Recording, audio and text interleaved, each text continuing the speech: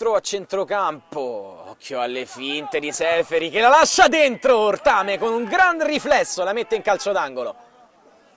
Primo palo, il corner l'ha battuto corto la Roma Calcio a 8 che va con Liotti, non trattiene sul primo palo Ortame, il gol del vantaggio dei giallorossi all'improvviso da azione sugli sviluppi da corner, 1-0.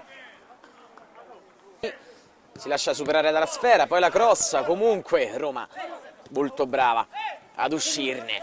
Ecco Liotti, ha segnato l'1-0, entra in area per il secondo e invece un assist e non riescono quelli del Football 8 a chiudere la strada della rete a Klaus Seferi, gol da assegnare comunque a metà a Liotti, 2-0 Roma.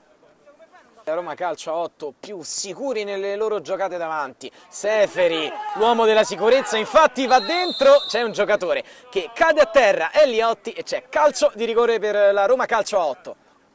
Poi contrasto molto energico da parte di Cosimi, altro tiro dalla distanza, il palo! Il corner è battuto ancora velocemente dalla Roma con Liotti al lato corto dell'area, il tiro improvviso e stavolta sul primo palo è beffato Ortame, la Roma Calcio a 8, torna avanti, ancora lui, ancora Liotti, colui il quale l'aveva aperta, prova a chiuderla, 4-3.